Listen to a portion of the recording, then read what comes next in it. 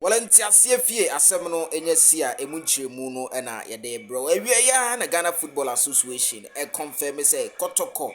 versus Baby Goldstars outstanding game.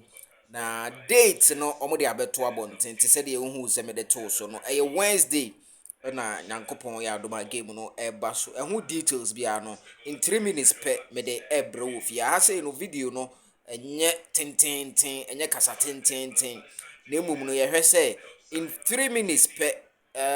de also otibia no obete me pa cho Asante Kotoko international reaction no international Kotoko WhatsApp group Ghana for so na Abuchi for so opesa wo join here 0247 107260 0247 107260 afi mama go straight into the issue. Kotoko versus Baby any Goldstars no home game for Kumasi Asante Kotoko Ghana Premier League match day 2 na tama na match day 2 no eduru ho no samre no na Kotoko Ebo Kwara United ewo efie which is Accra ye share 3-2 no enti ye ntimi ammo sa game no Baby any Goldstars nso samre no no nso ebo JSK Kabili which is Algerian side oche JS Kabili be che ne she no 2-0 ewo nkran na ye Saturday e no boy na ye be ball Sunday e na ye win against Kwara 4-3 no enti samre no na ye match day 2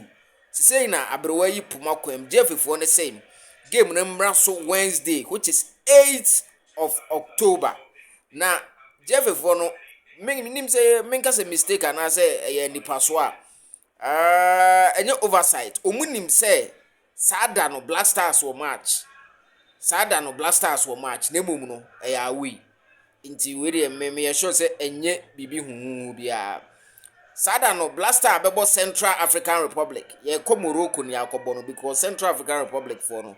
te say Ghana omo ho no mze stadium ba ko kura ni ho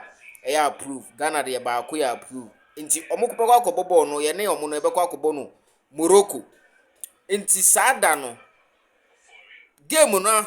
time na Black Star bebo omo ball no 4 p.m. ena Kotoko de no nso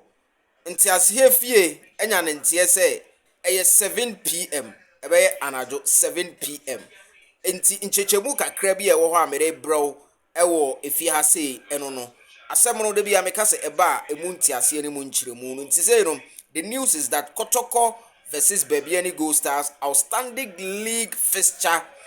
of match day 2 no finally baso on Wednesday 8th of October 2025 7 p.m. venue no Baba Yara Sports Stadium because na Kotoko na ebo home inti Kotoko ene bebo home unti bibia se a yento aso reaction no so